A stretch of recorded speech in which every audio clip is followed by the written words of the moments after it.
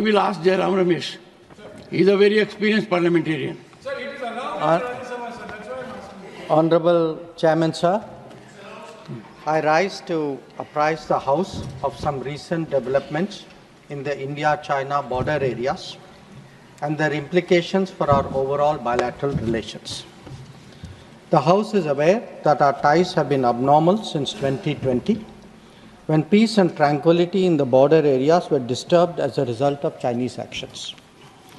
Recent developments that reflect our continuous diplomatic engagement since then have set our ties in the direction of some improvement. The House, sir, is cognizant of the fact that China is in illegal occupation of 38,000 square kilometers of Indian territory in Aksai Chin as a result of the 1962 conflict and the events that preceded it. Furthermore, Pakistan illegally ceded 5,180 square kilometers of Indian territory to China, which has been under its occupation since 1948. India and China have held talks for multiple decades to resolve the boundary issue. While there is a line of actual control, LAC, it does not have a common understanding in some areas. We remain committed to engaging with China through bilateral discussions to arrive at a fair, reasonable, and mutually acceptable framework for boundary settlement. Honorable members would recall that the amassing of a large number of troops by China along the line of actual control, LAC, in eastern Ladakh in April-May 2020 resulted in face-offs with our forces at a number of points. The situation also led to a disruption of patrolling activities. It is to the credit of our armed forces that despite logistical challenges and the then prevailing COVID situation, they were able to counter-deploy rapidly and effectively. The House, sir, is well aware of the circumstances leading to the violent clashes in Galwan Valley in June 2020. In the months thereafter, we were addressing a situation that had seen not only fatalities for the first time in 45 years, but also a turn of events serious enough for heavy weaponry to be deployed in close proximity to the LAC. While a determined counter-deployment of adequate capability was the government's immediate response, there was also the imperative of a diplomatic effort to diffuse these heightened tensions and to restore peace and tranquility. Sir, the contemporary phase of our ties with China dates back to 1988, when there was a clear understanding that the Sino-Indian boundary question will be settled through peaceful and friendly consultations. In 1991, the two sides agreed to maintain peace and tranquility in the areas along the LAC, pending a final settlement of the boundary question. Thereafter, in 1993, an agreement was reached on the maintenance of peace and tranquility along the LAC. Subsequently, in 1996, India and China agreed on confidence-building measures in the military field. In 2003, we finalized a declaration on the principles of our relations and comprehensive cooperation, which included the appointment of special representatives. In 2005, a protocol was formulated on the modalities for implementations of CBMs in the military field along the LAC. At the same time, the political parameters and guiding principles for the settlement of boundary question was also agreed upon. In 2012, a working mechanism for consultation and coordination called WMCC was established. A year later, we reached an understanding on border defense cooperation as well. Honorable Chairman, sir, the purpose of my recalling these agreements is to underline the elaborate nature of our shared efforts to ensure peace and tranquility in the border areas, and to emphasize the seriousness of what its unprecedented disruption in 2020 implied for our overall relationship. The situation arising after our counter-deployment called for a multiple set of responses. The immediate priority was to ensure disengagement from friction points so that there would be no further untoward incidents or clashes. This has been fully achieved, as I will explain. The next priority will be to consider de-escalation that would address the massing of troops along the LAC with associated accompaniments. It is also evident that the management of border areas will require further attention in the light of our recent experiences. In all of this, we were and we remain very clear that the three key principles must be observed under all circumstances. One, both sides should strictly respect and observe the LAC. Two, neither side should attempt to unilaterally alter the status quo. And three, agreements and understandings reached in the past must be fully abided by in their entirety. Sir, honorable members would also appreciate that as a result of the sustained tension and specific developments in the border areas, our overall relationship with China was bound to be impacted adversely.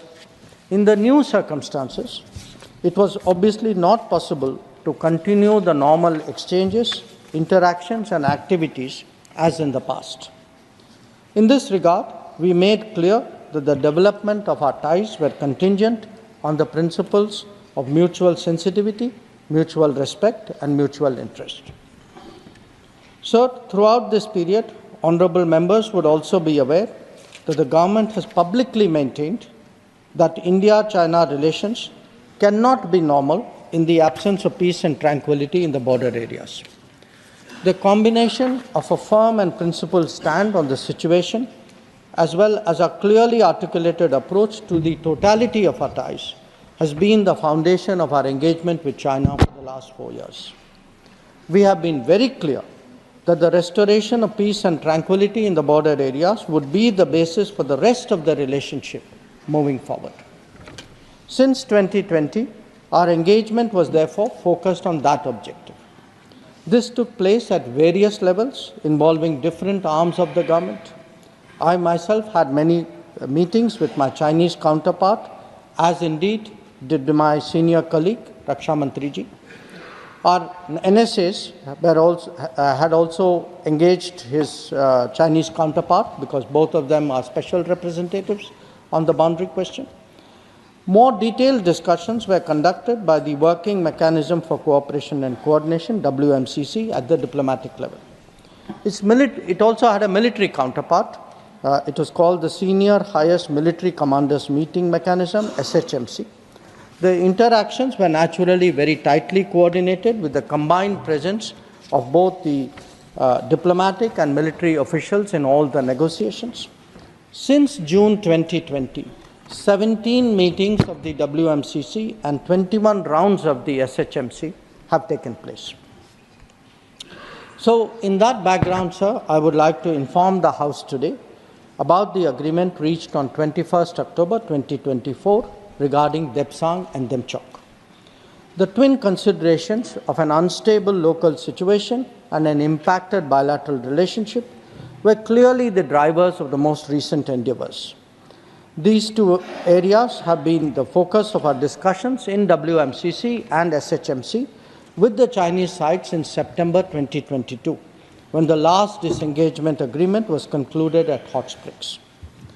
In the lead up to the October 21 agreement, I had discussed both the specific disengagement issue as well as the larger relationship with my counterpart, Foreign Minister Wang Yi, at Astana on 4 July and at Vientiane on 25 July.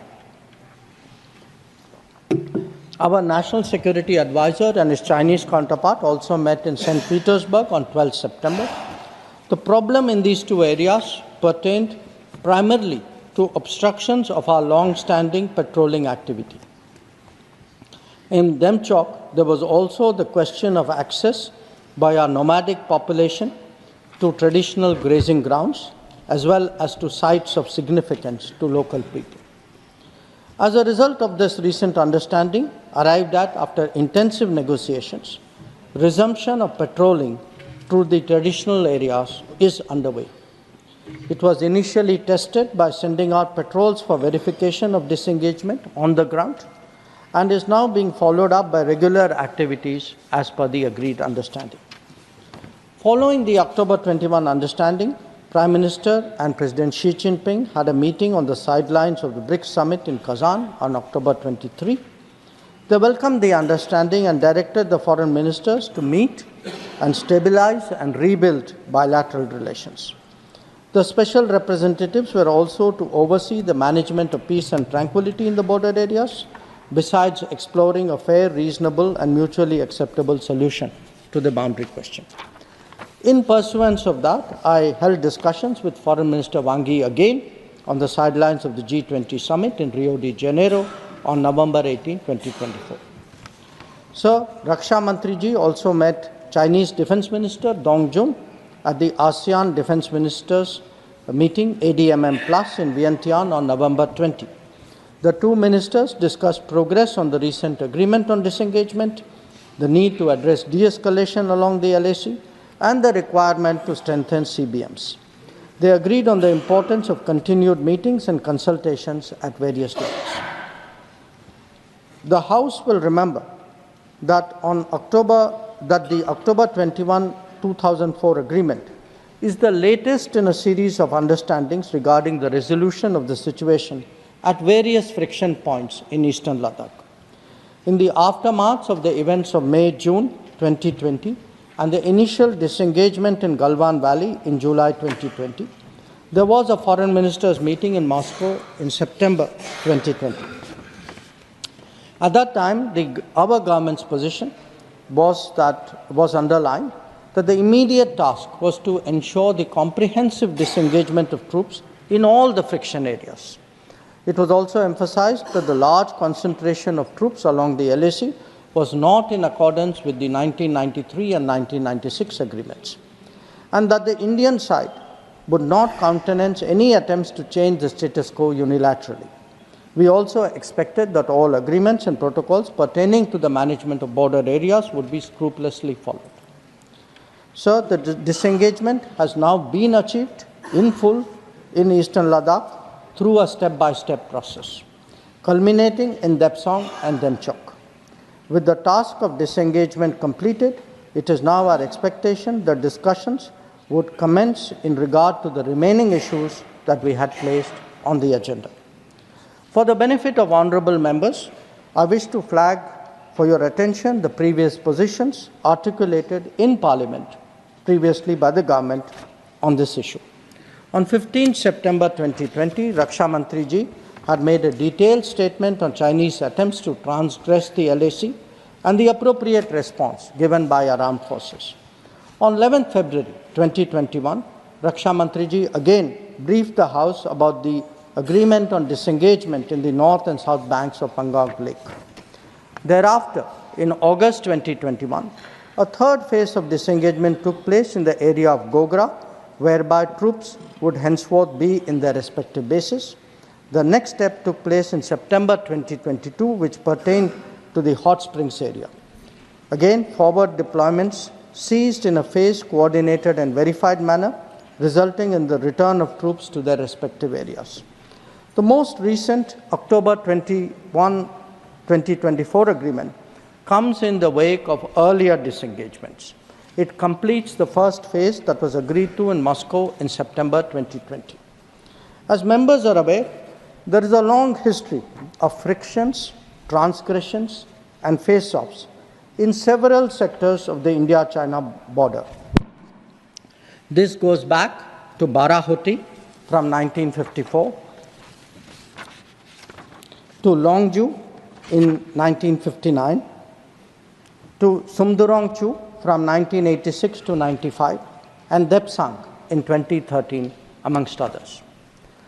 In the past, earlier governments have agreed to a range of steps to diffuse situations that have arisen at different times, including offers from our side to create demilitarized zones, limited non-patrolling zones, relocation or withdrawal of posts, disengagement of troops, and dismantlement of structures.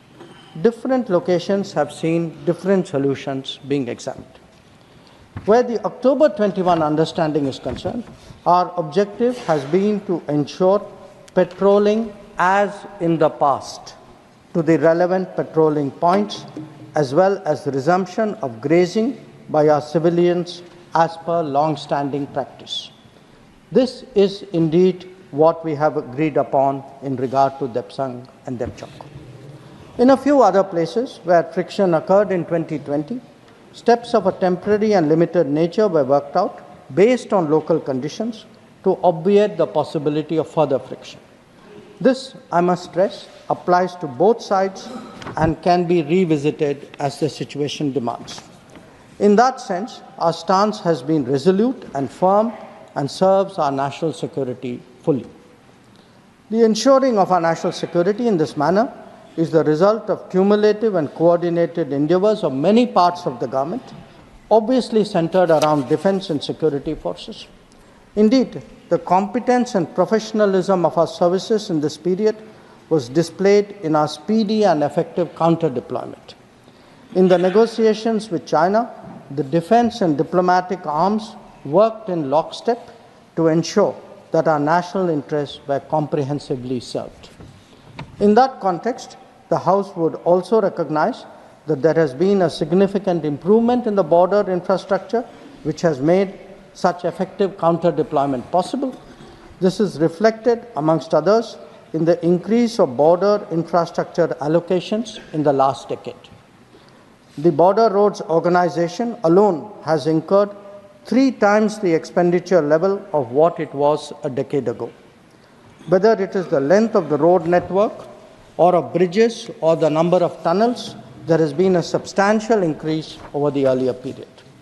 Notable milestones in this regard include the Atal Tunnel to Lahul Spiti, the Sela and Nechifu Tunnel to Tawang, the Umlingla Pass Road in southern Ladakh, and the extended opening of the Zojila axis.